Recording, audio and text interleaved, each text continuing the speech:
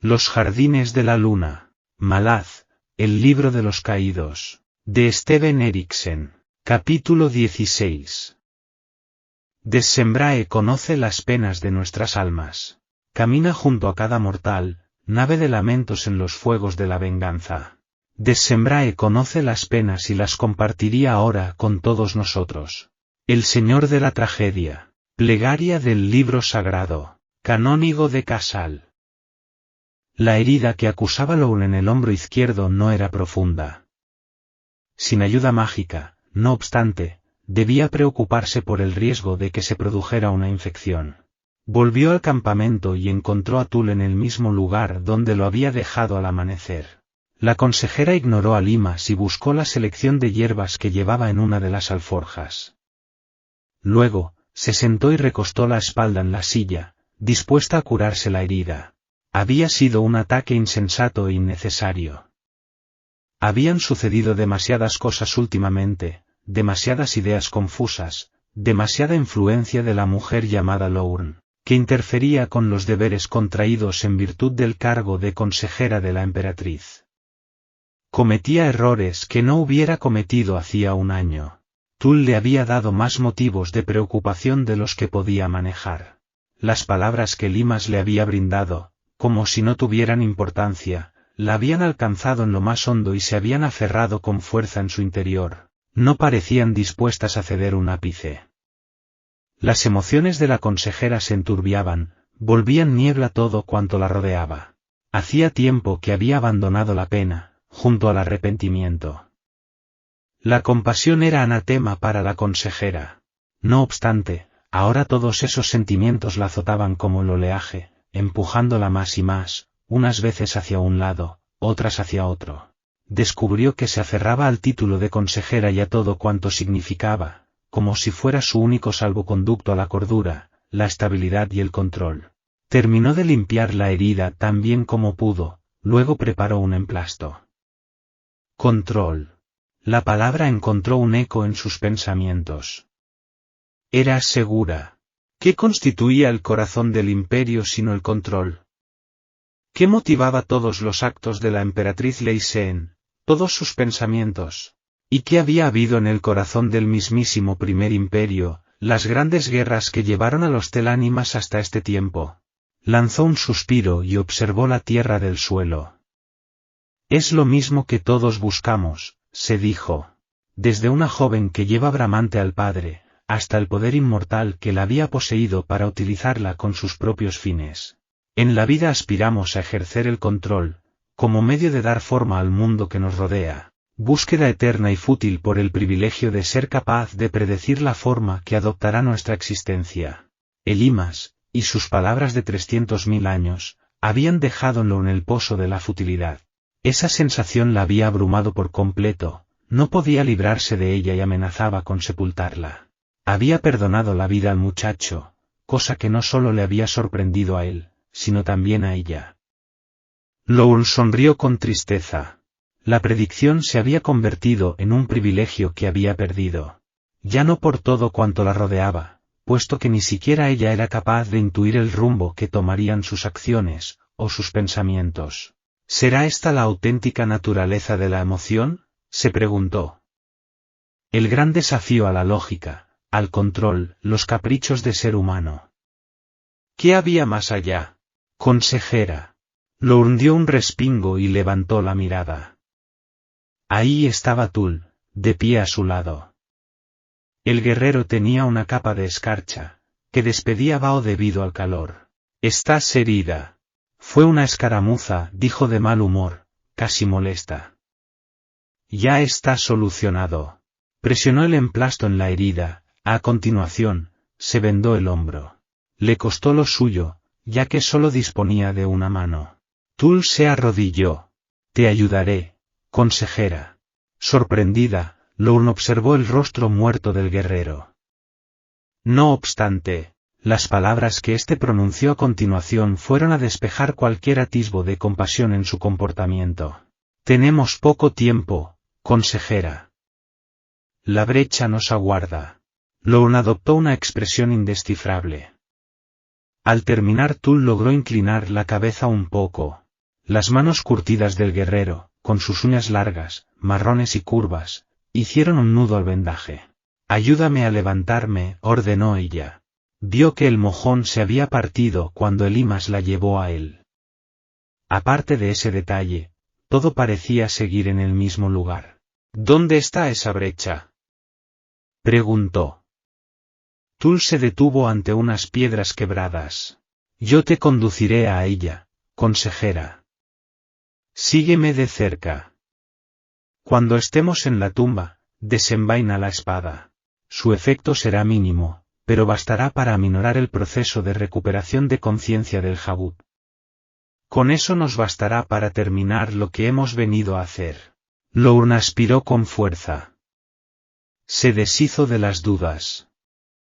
Ya no había vuelta atrás. Pero, ¿cuándo había tenido oportunidad de dar marcha atrás? Comprendió que aquella pregunta era discutible, puesto que habían escogido el rumbo que debía seguir. «Muy bien», dijo. «Adelante, Tul».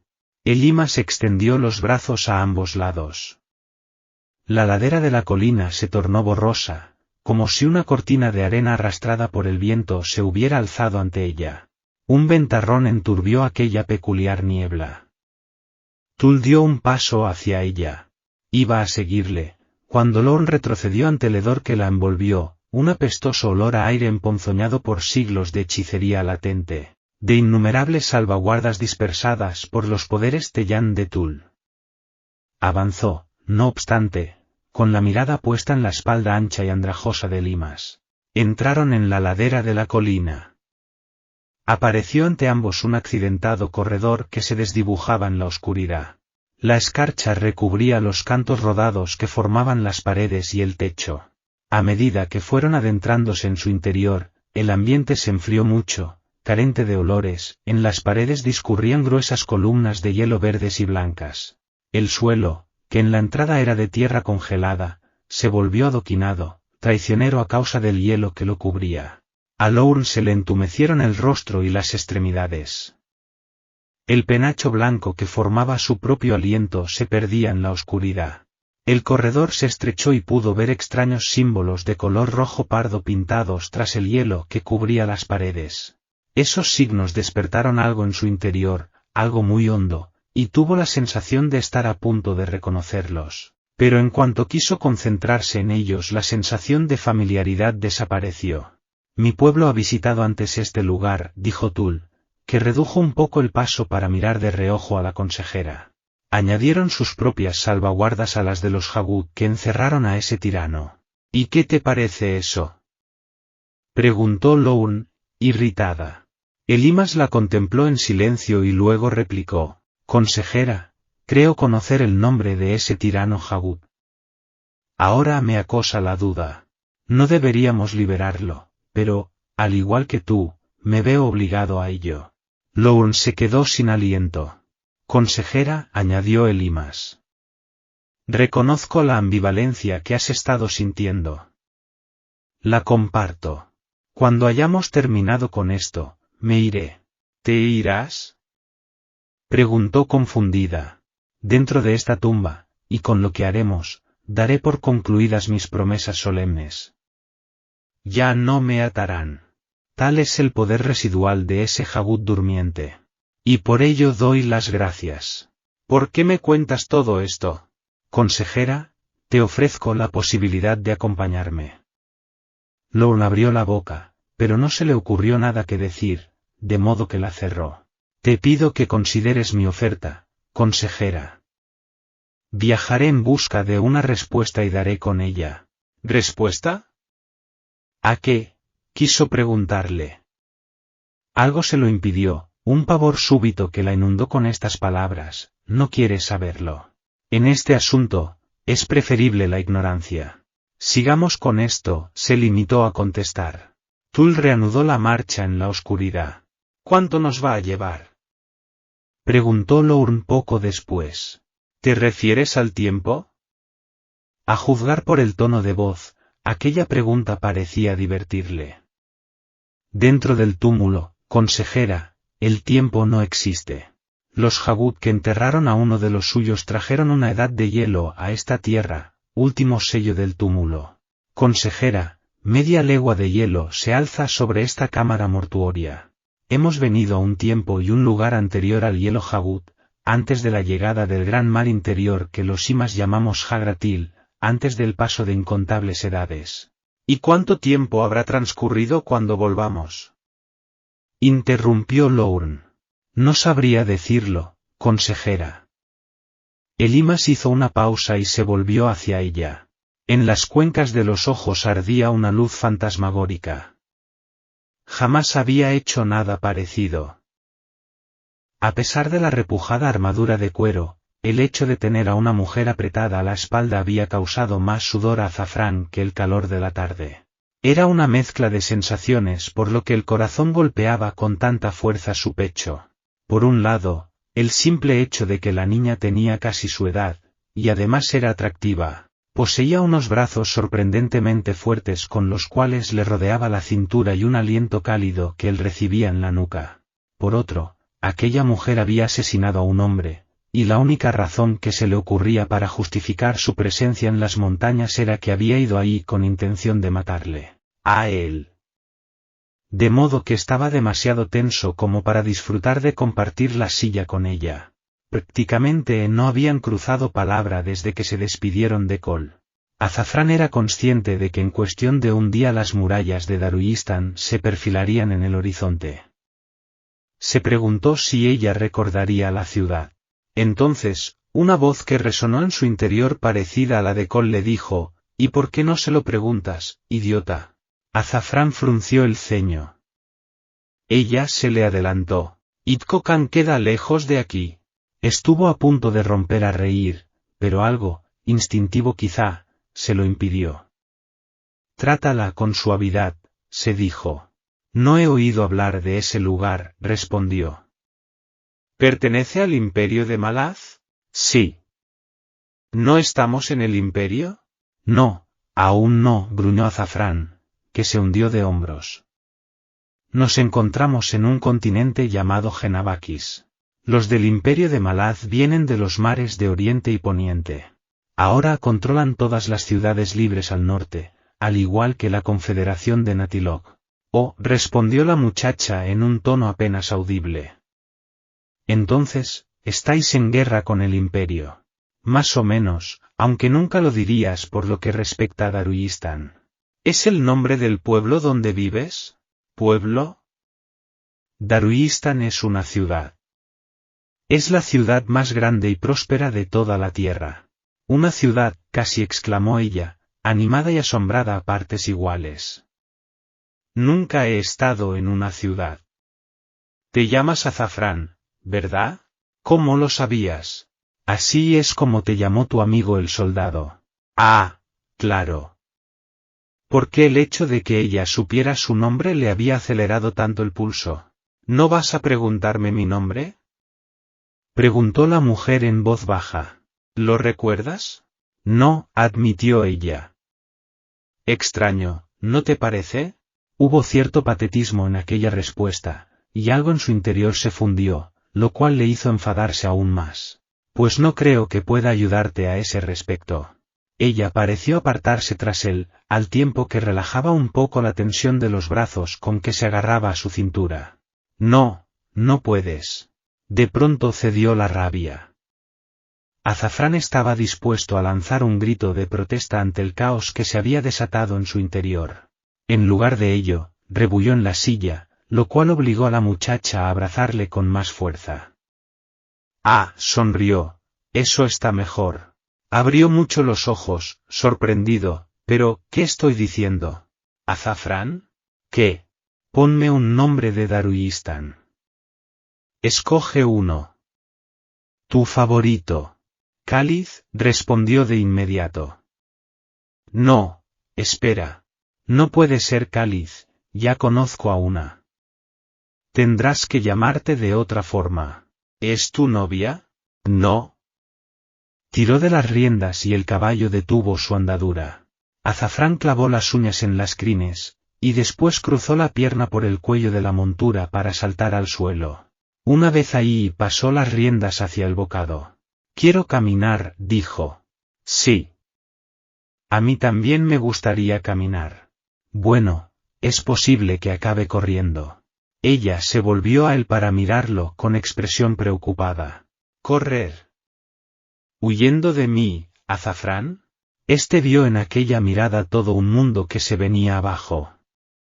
¿Qué estaba sucediendo? Sintió una desesperada necesidad de averiguarlo, aunque preguntárselo sin tapujos quedaba descartado. No sabía por qué era así, pero así era. Clavó la mirada en el suelo y dio una patada a una roca. Lástima, se lamentó, veo que no hay modo de hacerme entender. Créeme, no pretendía decir eso.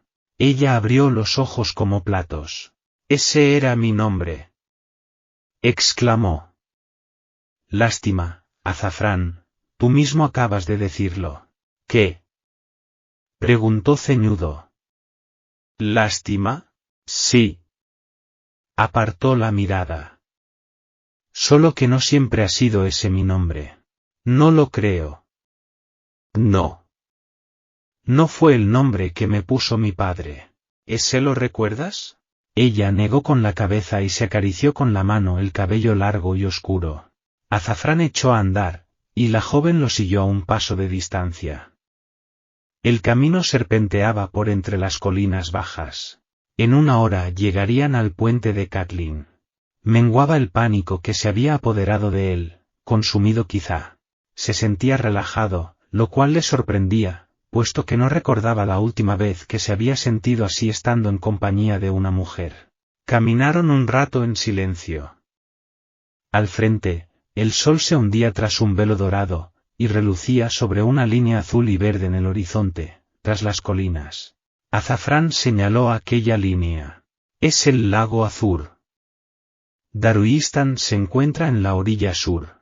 ¿Aún no has pensado en mi nombre? Preguntó ella. El único que me viene a la mente es el de mi matrona. ¿El de tu madre? Azafrán rió. No, no esa clase de matrona. Me refiero a la dama de los ladrones, Apsalar. Solo que no es bueno adoptar esa clase de nombre, puesto que pertenece a una diosa. ¿Qué te parece Salar? Ella arrugó la nariz. No, me gusta Apsalar. Me quedaré con Apsalar. Acabo de decirte. Ese es el nombre que quiero, insistió la joven, cuyo rostro se ensombreció.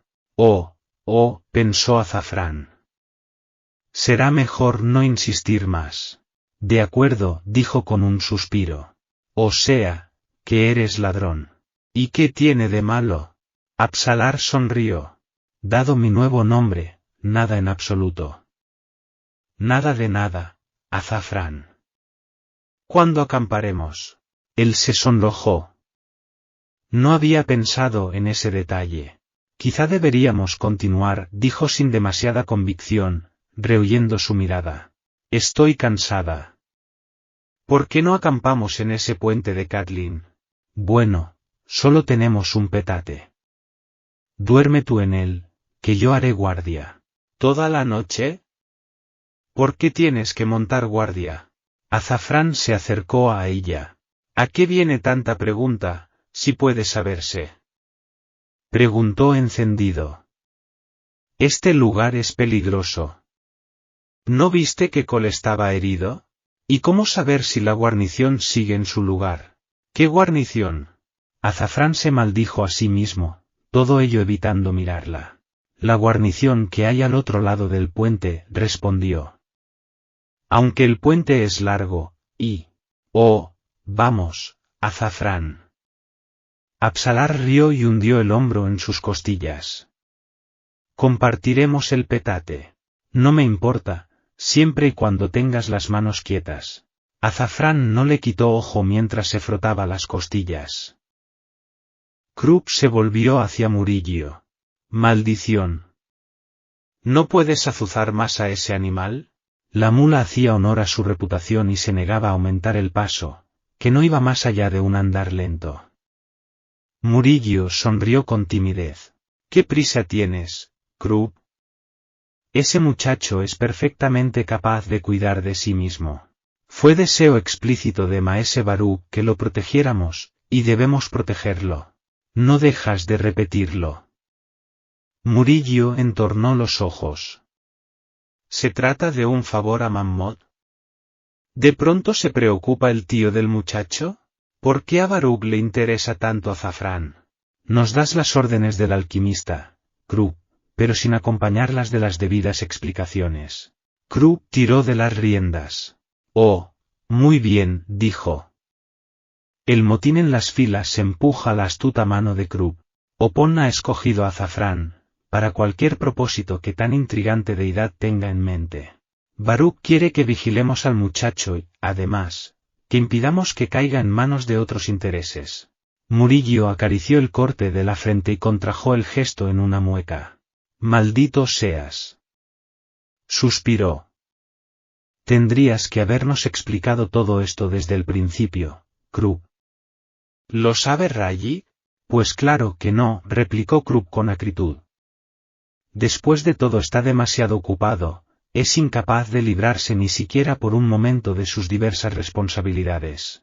Eso explica la ausencia del asesino en este viaje, explicó Krupp, cuya expresión había adoptado un matiz taimado. Aunque, ahora que lo pienso, ¿informa Murillo a Krupp de esos asuntos? Está claro que Murillo sabe mucho más de los quehaceres de Rayi que el pobre ignorante Krupp. Murillo puso los ojos en blanco. ¿Qué quieres decir? Krupp soltó una risilla, luego hincó los talones en los costados de la mula, que retomó el paso. Murillo lo siguió. Y por lo que concierne a nuestra actual misión, continuó Krupp con aire jovial, que parece un tremendo fracaso, sobre todo por lo que respecta a Cole. Es en realidad un asombroso éxito. Maese Baruch debe estar al corriente de las nefandas actividades que tienen por marco las colinas Gadrovi. ¿Un éxito? ¿De qué diantre estás hablando? Querido mío, aunque apenas mantuve la conciencia un instante durante el suceso, era obvio que esa mujer guerrera poseía una espada de Otaralita. Lo que significa, como cualquier niño podría suponer, que viene de Malaz. Murillo lanzó un silbido. Y no se nos ocurre otra cosa que dejar ahí a Cole. ¿Estás loco, Krupp? No tardará en reponerse lo necesario para seguirnos, se excusó Krupp. Nuestras prisas abruman cualquier otra posible consideración. Exceptuando los tratos cerrados con el capataz de cierto establo, gruñó Murillo. De modo que hay gente de Malaz en las colinas Gadrovi. ¿Qué hace ella ahí? Y ni se te ocurra responder que no lo sabes. Si no sospecharas nada, no tendrías tanta prisa. ¿Sospechas? Sí, admitió Krupp encogiéndose de hombros. ¿Recuerdas eso que masculló Azafrán cuando dejamos la encrucijada? ¿Eso de que perseguíamos un rumor o algo así? Aguarda, gruñó Murillo. ¿No me vendrás otra vez con esa leyenda del túmulo? No hay. Lo que nosotros creamos es irrelevante, Murillo, le interrumpió Krupp. El hecho es que los de Malaz buscan cuanta verdad pueda haber en ese rumor. Y tanto Krupp como Maese Baruch sospechan, por ser de igual inteligencia, que podrían dar con él. De ahí la misión, mi emperifollado amigo. Otaralita en manos de un maestro de la espada del imperio, un tel ánimas que acechan los alrededores. ¿Cómo? Explotó Murillo abriendo los ojos desmesuradamente. Hizo ademán de volver la mula hacia Krupp, pero la bestia se quejó y no quiso moverse un ápice. Tiró de las riendas maldiciéndola. Cole hecho pedazos ahí solo, en compañía de una asesina de Malaz y un más. Tú has perdido el juicio, Krupp. Pero querido Murillo, graznó Krupp. Krupp te creía ansioso, ¿no? Desesperado por volver a Daruistan tan rápido como fuera posible. Eso detuvo en seco al otro. Se volvió a Krupp, con expresión sombría. Vamos, escúpelo. ¿Qué debo escupir? Preguntó con las cejas enarcadas. No has dejado de hacer insinuaciones de que sabes algo, de modo que si crees que sabes lo que quiera que sea, será mejor que lo sueltes. De otro modo, me daré la vuelta y volveré con Cole. Al ver que Krupp volvía raudo la mirada, sonrió. Ah, querías distraerme, ¿verdad? Bueno, Pues no lo conseguirás. Sin tener en cuenta que Cerebro ha podido ser el responsable de vuestro plan para devolver a Cole su auténtico título, Krupp no puede hacer más que aplaudir la iniciativa. Murillo se quedó sin habla. Por el nombre del embozado, ¿cómo se habrá enterado Krupp de? Claro que todo eso no tiene mayores consecuencias frente al hecho de Azafrán, continuó Krupp, y el grave peligro al que se enfrenta. Es más, si esa joven estuvo en verdad poseída, como sospecha Cole, el riesgo es horrible. ¿Era la única cazadora que andaba tras la frágil y desprotegida vida del muchacho? ¿Qué me dices del millar de dioses y demonios que de buena gana azorarían a Opón a las primeras de cambio? Por tanto, ¿estará dispuesto Murillo, amigo desde antiguo de Azafrán, a abandonar tan insensiblemente al niño a su cruel destino? Es Murillo hombre que sucumbe al pánico, a una cohorte de pesadillas imaginarias que asoman por entre las sombras de su sobrecogida imaginación. De acuerdo. Aulló Murillo. Ahora contén la lengua y cabalguemos. Krupp asintió bruscamente al escuchar tan sabio comentario. Al cabo de una hora, cuando el anochecer se cernía en las colinas y a poniente, hacia el sol moribundo, Murillo dio un respingo y lanzó a Krupp una mirada que se extravió en la oscuridad. Maldito sea, susurró. Dije que no iba a permitir que me distrajera. ¿Y qué es lo primero que hace? Pues distraerme. ¿Murmura algo Murillo? Preguntó Krupp. Murillo se frotó la frente. Estoy que me caigo de sueño, respondió. Busquemos un lugar donde acampar. De cualquier modo, Azafrán y la joven no llegarán a la ciudad antes de mañana. Dudo que corra peligro en el camino, y lo encontraremos sin problemas mañana, antes de que anochezca. De día no tendrán contratiempos. Diantre, después de todo irán derechitos a ver a Mammoth, ¿no? Krupp admite también su propio cansancio. Debemos encontrar un lugar donde acampar, y Murillo procurará un fuego, quizá, y luego preparará la cena, mientras Krupp pondera reflexiones vitales y demás. Excelente, suspiró Murillo. Excelente.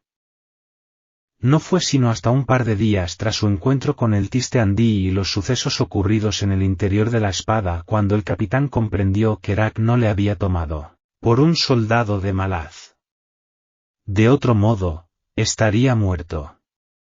Los descuidos le protegían.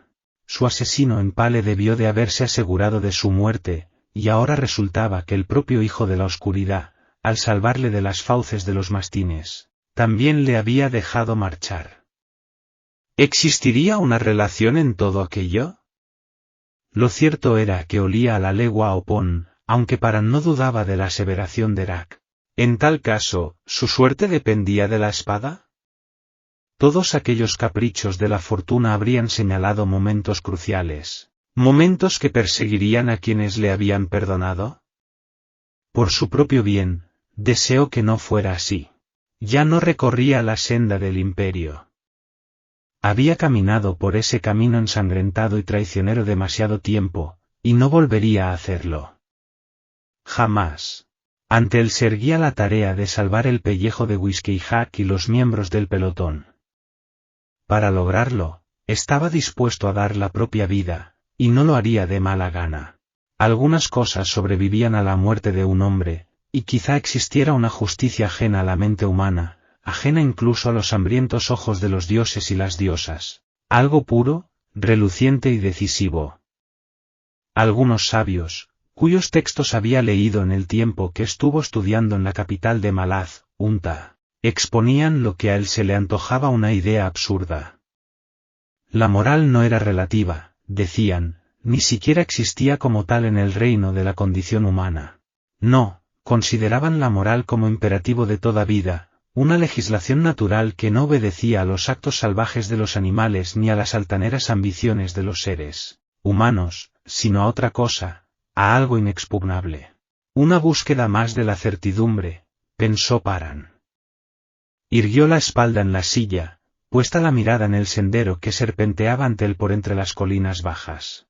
Recordó haber discutido aquello con la consejera Lowen, en una época en que ninguno de ellos se veía constreñido por el mundo exterior. Otra búsqueda de la certidumbre, había dicho ella en tono bronco, cínico, poniendo punto y final a la discusión igual que si hubiera clavado un cuchillo en la mesa empapada en vino que los separaba. Paran tuvo entonces la sospecha que mantenía, de que para que tales palabras fueran pronunciadas por una mujer que apenas era mayor que él, no debían más que imitar a las de la emperatriz Lei Sen. No obstante, ésta tenía derecho a ellas. Lowell, no, al menos, en opinión de Paran. Si había alguien que tuviera derecho a hacer gala de ese cinismo, esa era la emperatriz Lei Sen del Imperio de Malaz. Estaba claro que la consejera había hecho de sí misma la extensión de Lei Sen. Pero, ¿a qué precio? En una ocasión, sorprendió a la joven que se ocultaba tras la máscara, fue cuando la vio observar el camino alfombrado con los cadáveres de los soldados, en busca de un modo de sortearlos. Lowell, la joven pálida y asustada, había asomado en aquel instante.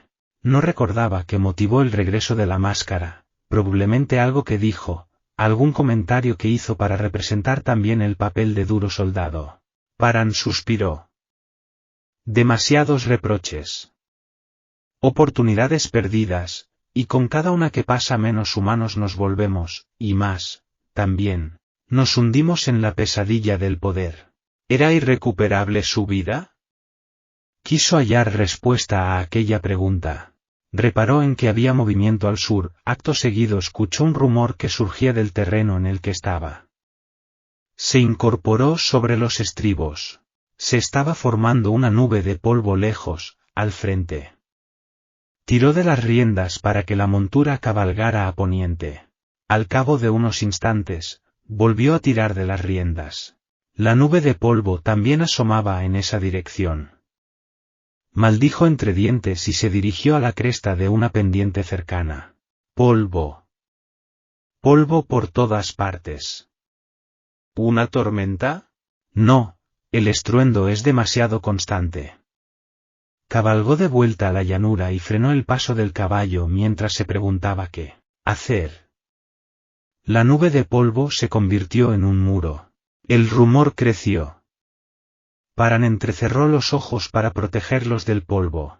Había unos bultos gigantescos en movimiento, que iban derechos hacia él. En unos instantes se vio rodeado. Bederin. Había oído historias acerca de aquellas criaturas peludas que se desplazaban por las llanuras interiores, en manadas que contaban con miles de ellas. A su alrededor, Paran no veía más que el pelaje pardo rojizo y los lomos polvorientos de aquellos animales. No había lugar al que dirigir el caballo, ningún rincón donde refugiarse.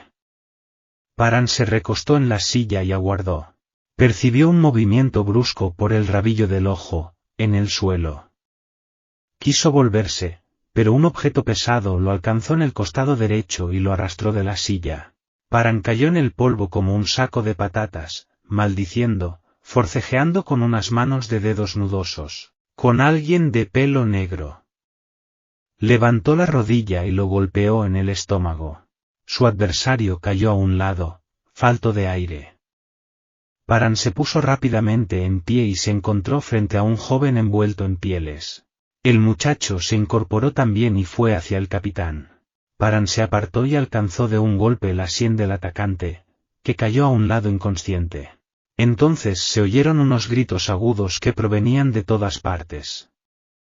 Los Bederin se apartaron, y por los huecos surgieron unas sombras que se acercaron a Paran.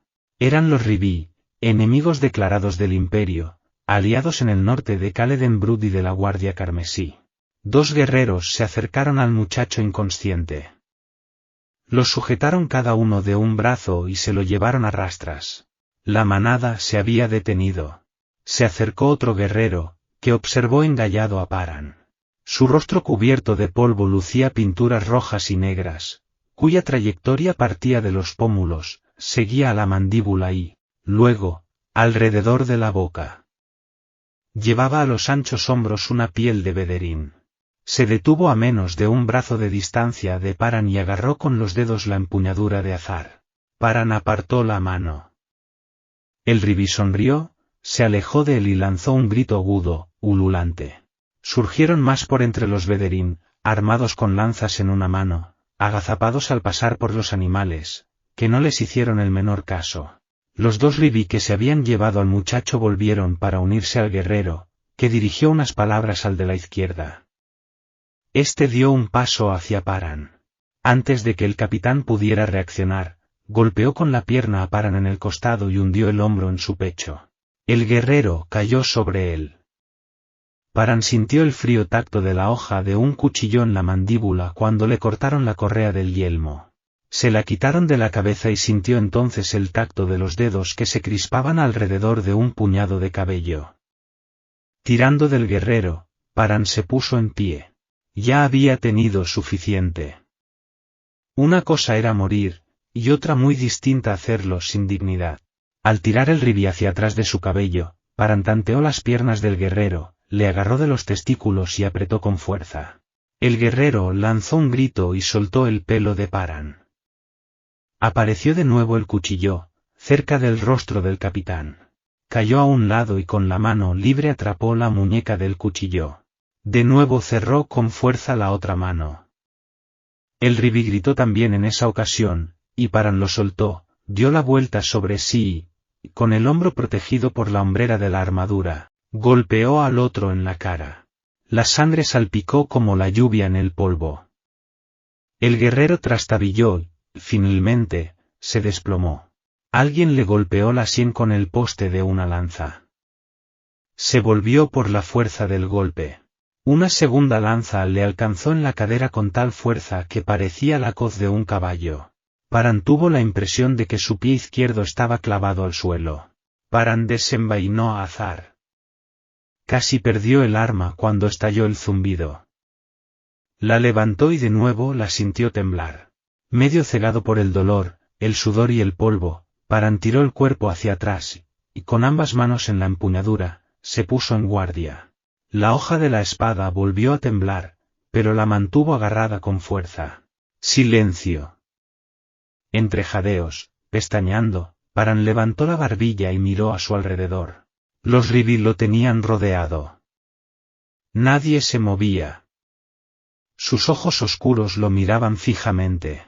Paran clavó los ojos en el arma, y luego, antes de observar de nuevo a Azar, volvió a pasear la mirada alrededor de los guerreros. De la hoja de la espada surgían 3 puntas de lanza como si de las hojas de un árbol se tratara, todas con la punta partida en 2, las astas habían desaparecido, solo unas astillas de madera blanca asomaban de las puntas de lanza. El pie que tenía clavado en el suelo. Alguien había atravesado la bota con una lanza, pero la ancha hoja de acero se había arrugado hasta el punto de hundirse plana sobre el pie. Estaba rodeado de madera astillada. Tampoco lo habían herido en la cadera, aunque la vaina de azar acusaba una muesca. El guerrero Ribi a quien había aplastado la cara yacía inmóvil a un pie de distancia. El capitán vio que la montura y los caballos de carga estaban incólumes y no se habían movido. Los otros Ribi habían retrocedido. Abrieron el cerco cuando una figura pequeña se acercó a él. Era una niña, apenas habría cumplido los 5 años. Los guerreros se apartaron de ella de un modo que parecía reverencial o temeroso, o puede que una mezcla de ambas cosas. Llevaba una piel de antílope atada con una cuerda a la cintura y caminaba descalza. Tenía un aire familiar, el modo de andar, la pose al plantarse ante él, algo, quizá, en los párpados. El hecho era que Paran se sintió incómodo. La niña se detuvo a mirarle. Y en su carita redonda lentamente se reprodujo el fruncimiento de ceño que definía en ese momento la expresión del propio Paran. Levantó una mano, como si quisiera tocarle, y luego la bajó. El capitán sintió que no podía apartar los ojos de ella. «Niña, ¿acaso te conozco?» Seguían en silencio cuando una anciana salió del corro y se acercó a la niña, en cuyo hombro apoyó una mano arrugada. Parecía cansada, irritada también, cuando observó al capitán. La niña le dijo algo en la lengua rápida y musical de los Ribi, lo hizo en un tono sorprendentemente grave para ser tan joven. La anciana se cruzó de brazos, y la niña volvió a hablar, en tono insistente. Entonces la anciana se dirigió a Paran en lengua daru. 5 lanzas aseguraron que eras nuestro enemigo. Hizo una pausa. 5 lanzas que se equivocaron. Tenéis muchas más, dijo Paran. Así es, y el dios que favorece a tu espada no cuenta aquí con seguidores. Pues acabemos de una vez, gruñó Paran. Estoy harto de este juego. La muchacha intervino en un tono imperioso que sonaba como hierro que rasca la piedra. La anciana se volvió hacia ella con visible expresión de sorpresa. La niña continuó hablando, parecía dar explicaciones. La anciana la escuchó, y luego volvió su mirada oscura y febril al capitán. Vienes de Malaz, y los de Malaz han escogido tener por enemigos a los Ribí. ¿Compartes esa elección? Y que sepas que sé reconocer una mentira cuando la escucho. Soy de Malaz por nacimiento, respondió Paran. No tengo interés en tener por enemigo a los Ribí. Preferiría no tener ningún enemigo. La anciana pestañeó. Te ofrece palabras para aliviar tu pena, soldado. ¿Qué quieren decir? Que vivirás. Paran no acababa de confiar en aquel giro de la fortuna. ¿Qué palabras tiene que ofrecerme? Si nunca antes la había visto. Tampoco ella a ti. No obstante, ¿os conocéis? No, no nos conocemos. La mirada de la anciana adquirió un matiz duro. ¿Escucharás o no sus palabras? Te ofrece un regalo. ¿Se lo arrojarás a los pies? No, supongo que no, respondió él, muy incómodo. La niña dice que no tienes por qué afligirte. La mujer que conociste no ha cruzado el arco de las puertas de muerte. Viajó más allá de las tierras que puedes ver, más allá del espíritu y los sentidos mortales. Ahora ha regresado. Debes tener paciencia, soldado. La niña te promete que os volveréis a encontrar. ¿Qué mujer? Preguntó Paran con el corazón en la garganta. Aquella que tú crees muerta. Volvió a mirar a la muchacha. Sintió de nuevo esa sensación de familiaridad, esta vez como un golpe en el pecho que lo empujó un paso atrás. No es posible, susurró. La muchacha retrocedió en una nube de polvo. Entonces, desapareció. ¡Aguarda! Se oyó otro grito. La manada se puso en movimiento, cada vez más cerca, tapando a los Ribí. En apenas unos instantes, lo único que Paran pudo ver fueron los lomos de las bestias gigantescas. Pensó en abrirse paso entre ellas, pero comprendió que hacerlo supondría la muerte. ¡Aguarda! Repitió el capitán. El ruido de centenares, de millares, de cascos resonó en la llanura, y ahogó su voz. Velajada. Transcurrió más de una hora hasta que la retaguardia de la manada pasó de largo. Cuando la última de las bestias hubo pasado, Paran miró a su alrededor. El viento arrastraba la nube de polvo al este, sobre los montecillos. Paran montó y de nuevo volvió al caballo al sur. Las colinas Gadrovi se alzaron ante él. ¿Qué has hecho, Velajada? Recordó a Tok señalando el rastro de las pequeñas huellas que parecían salir de la ceniza, últimos restos de Beyurdan y Velajada. ¿Por el aliento del embozado, tú lo planeaste? ¿Y por qué los Ribí? Has renacido, ya tienes 5 años, puede que 6. ¿Sigues siendo mortal, mujer? ¿Te has convertido en un ascendiente? ¿Has encontrado un pueblo, gente extraña y primitiva, con qué objeto? Y cuando volvamos a encontrarnos, ¿qué edad aparentarás tener? Pensó de nuevo en los Ribí. Conducían la manada hacia el norte, carne suficiente para alimentar a un ejército en plena marcha. Khaled Brut va de camino a Pale. No creo que Duje que esté preparado para algo así. El viejo Umbrazo corre peligro. Cabalgó durante otras 2 horas antes del anochecer. Más allá de las colinas Gadrovi se extendía el lago Azur y la ciudad de Daruistan. Y dentro de la ciudad, Whiskey Hack y el pelotón. Y en ese pelotón, la joven a la que llevo 3 años preparándome para conocer. ¿El dios que la poseyó, será acaso mi enemigo? La pregunta que le enfrió el corazón llegó sin avisar. Dioses, menudo viaje este, y eso que esperaba cruzar la llanura sin llamar la atención. ¡Qué tontería! Los sabios y los magos escriben constantemente acerca de convergencias entre montañas, y diría que me hallo en una convergencia, una piedra imán que atrae a los ascendientes. Y para ponerlos en peligro, según parece. Mi espada azar respondió a esas 5 lanzas, a pesar del modo en que traté a uno de los mellizos. ¿Cómo explicarlo? Lo cierto es que mi causa es solo mía. No la de la consejera ni la del imperio. Dije que prefería no tener enemigos, y la anciana vio la verdad de mis palabras. Por tanto, según parece, son verdad. Sorpresa tras sorpresa, ganó Usparan. Sigue cabalgando, a ver qué encuentras en tu camino. El sendero ascendía por la ladera y el capitán espoleó al caballo colina arriba. Al alcanzar la cima, tiró con fuerza de las riendas. El caballo resopló indignado y ladeó la cabeza con la mirada desorbitada. No obstante, la atención de Paran se centraba en otra cosa. Se echó atrás en la silla y destrabó la espada. Un hombre cubierto con armadura se esforzaba por ponerse en pie tras un modesto fuego. A su espalda había una mula. El hombre trastabilló, apoyando el peso más en una pierna que en otra, y desnudó la espada bastarda que ceñía, en la que a continuación se apoyó mientras observaba al capitán. Paran azuzó la montura, observando a un lado y otro la zona en la que se hallaban. Por lo visto, el guerrero estaba solo, frenó al caballo cuando apenas los separaban 10 pies. El guerrero se dirigió a él en lengua daru. No estoy en condiciones de luchar, pero si quieres pelea, la tendrás. De nuevo Paran se descubrió agradecido por la insistencia de la consejera respecto a su educación. Respondió con la misma fluidez con la que hubiera respondido un nativo. No. He perdido el hábito.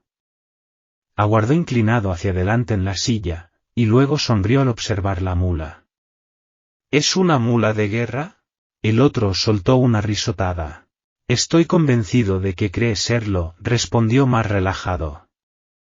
Tengo comida de sobra, viajero, si tienes algo de gazuza. El capitán desmontó. Me llamo Paran, dijo al sentarse junto al fuego. El otro se acomodó también, con el fuego entre ambos. Col gruñó al estirar la pierna vendada. ¿Vienes del norte? De Genavarís. Hace poco pasé un tiempo en Pale. Tienes pinta de mercenario, de oficial. He oído que aquello fue un infierno. Llegué un poco tarde, admitió Paran. Muchos escombros y cadáveres, y por eso me inclino a creer lo que cuentan. Titubeó antes de añadir, corría un rumor en Pale. Decían que Engendro de Luna está ahora en Daruyistán. Col gruñó de nuevo al arrojar un puñado de ramas al fuego. Así es, respondió. Señaló con un gesto un caldero apoyado en las brasas. Es caldo, por si traes hambre. Adelante, sírvete. Paran se dio cuenta de que estaba hambriento. Aceptó el ofrecimiento de Col muy agradecido. Mientras comía con una cuchara de madera que su anfitrión le prestó, pensó en preguntarle por la herida de la pierna, pero recordó el adiestramiento de la garra. Cuando uno interpreta el papel de un soldado, debe hacerlo a fondo. Nadie pregunta por lo que resulta obvio. Si alguien te mira a los ojos, finges no verlo y te quejas del mal tiempo. Todo lo importante sucederá en su momento. Los soldados no tienen aspiraciones, la paciencia se convierte en ellos en una virtud, no solo una virtud, sino una justa, la de la indiferencia. De modo que Paran vació la marmita. Entretanto, Col aguardó silencioso, azuzando el fuego y añadiendo alguna que otra rama de las que había amontonado a su espalda, aunque era un misterio de dónde había sacado toda esa leña. Finalmente, Paran se limpió la boca con la manga y frotó la cuchara hasta dejarla tan inmaculada como pudo sin recurrir al agua. Una vez recostado, eructó. De modo que te diriges a Daruistan. Así es. ¿Y tú? En 1 o 2 días podré hacerlo, supongo, aunque no puede decirse que ande ansioso de entrar en la ciudad a lomos de una mula. En fin, dijo Paran mirando a poniente. Está a punto de ponerse el sol. ¿Te importa si acampo aquí? En absoluto. El capitán se levantó para atender a los caballos. Pensó en demorarse 1 o 2 días para que aquel tipo se recuperara un poco, y prestarle luego un caballo. Sería ventajoso entrar en la ciudad acompañado por uno de sus habitantes. Podría darle algunas indicaciones, incluso buscarle un lugar donde alojarse un par de días. No solo eso, también averiguaría muchas cosas entre tanto. ¿Resultaría crucial ese día de retraso? Quizá, pero en ese momento parecía valer la pena. Ató los caballos de Vican cerca de la mula, y luego llevó la alforja junto al fuego. He estado dando vueltas a tu problema, dijo Paran al dejar las alforjas en el suelo y recostarse luego en ellas. Cabalgaré contigo, y así podrás subirte a mi caballo de carga. Cole lo miró con cierta desconfianza. Una oferta generosa. Al reparar en la suspicacia con que el otro había acogido la idea, sonrió. A los caballos no les vendrá nada mal un día más de descanso, por mencionar un motivo de peso. Además, nunca he estado en Daruistan, de modo que a cambio de lo que tú consideras generosidad, te abrumaré a preguntas y más preguntas durante los próximos 2 días. Después, recupero mi caballo y cada uno por su lado, de modo que si aquí hay alguien que saldrá ganando, diría que ese alguien soy yo. Mejor te aviso ahora, Paran, de que no soy muy hablador. Correré el riesgo. Cole consideró la oferta unos instantes. Diablos, dijo. Estaría loco si la rechazara.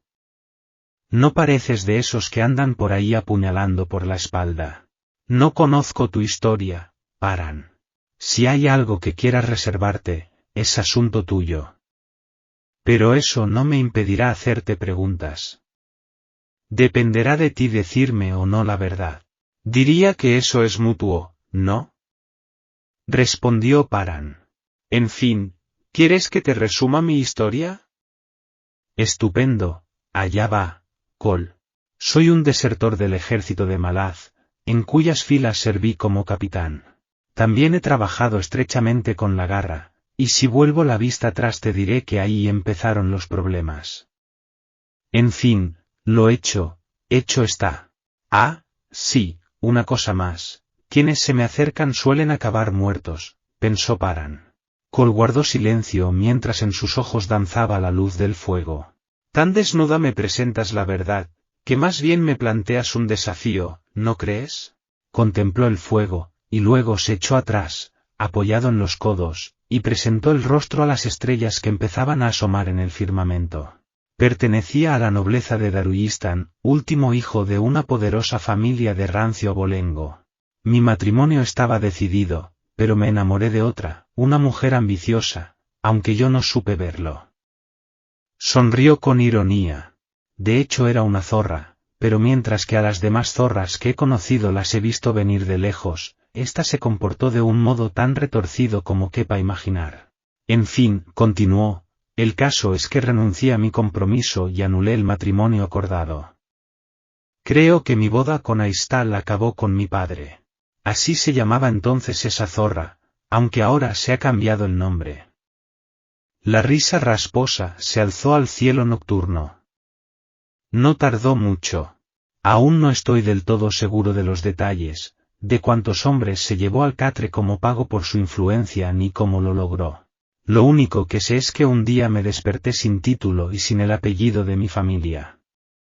La mansión pasó a considerarse de su propiedad, igual que el dinero. Todo era suyo, y ya no me necesitaba. Entre ambos, las llamas mordían la madera. Paran no dijo nada. Tenía la sensación de que ahí no acababa la historia de aquel hombre, y que en esos momentos hacía un esfuerzo por reunir los detalles. Esa no fue la peor de las traiciones, Paran prosiguió finalmente mirando al capitán a los ojos. Oh, no. Sucedió cuando abandoné. No podía luchar contra ella. ¿Y eso que pude haber ganado? Apretó la mandíbula, único indicio de la angustia que escapaba al control de sí mismo, entonces reanudó el relato con voz neutra, hueca. Las amistades que conocía desde hacía décadas me rechazaron. Había muerto para todos. Decidieron no escucharme. Pasaban de largo o ni siquiera acudían a la puerta de sus mansiones cuando los visitaba. Estaba muerto, Paran, incluso figuraba así en los registros de la ciudad. De modo que estuve de acuerdo con ellos. Me alejé. Desaparecí. Una cosa es hacer que tus amigos lloren tu muerte en tu cara. Otra muy distinta, traicionar tu propia vida, Paran. Pero como tú bien has dicho lo hecho está. El capitán apartó la mirada y entornó los ojos a la oscuridad. ¿A qué obedecía esa necesidad humana? Se preguntó, por destruirlo todo. Los juegos de la alta sociedad, dijo en voz baja, que abarcan el mundo. Nací en el seno de la nobleza, igual que tú, Cole. Pero en Malaz tuvimos que enfrentarnos a un rival de nuestra misma altura, el viejo emperador. Nos aplastó una y otra vez, hasta que inclinamos la cerviz como perros apaleados. Apaleados durante años. Claro que solo era una cuestión de poder, ¿verdad? Preguntó, más para sí que para el hombre con quien compartía el fuego. No hay lecciones lo bastante importantes para que un noble deba prestarles atención. Vuelvo la vista hacia los años que pasé en compañía tan retorcida y hambrienta de poder y los comparo con la vida que llevo ahora, Cole, y comprendo que aquello no era vida. Guardó silencio un rato, luego una lenta sonrisa trazó una curva en su boca y volvió la mirada a Cole. Desde que me alejé del imperio de Malaz, y corté de una vez por todas los dudosos privilegios de mi sangre noble, que diantre, jamás me he sentido tan vivo. Antes no tenía una vida, solo la pálida sombra de lo que por fin he encontrado. ¿Acaso es esa verdad tan pavorosa para que la rehuyamos con tanto encono? No soy el tipo más inteligente del mundo, Paran, y tus reflexiones son demasiado profundas para mí, pero si te he entendido bien, ahí estás, sentado ante un tipo cojo como yo que ya no sabe ni quién es, diciéndole que está más vivo que nunca. Más vivo en este momento. Tanto como puedas estarlo. ¿Y qué fuera lo que dejaras atrás? No era una vida, me equivoco. Dímelo tú, Cole. El otro torció el gesto y se pasó la mano por el cabello ralo. El caso es que la quiero recuperar. Quiero recuperarlo todo. Paran se puso a reír y siguió carcajeándose hasta que tuvo calambres en el estómago. Cole siguió ahí sentado, mirándole, y poco a poco nació una risa ronca en su pecho. Se volvió para hacerse con más leña y arrojó al fuego todas las ramas que le quedaban. En fin, Paran, maldita sea, dijo con esas arrugas que se dibujan alrededor de los ojos de tanto reír, has surgido del mar como un rayo enviado por un dios. Y lo agradezco más de lo que nunca podrías llegar a imaginar. Paran secó las lágrimas que empañaban sus ojos.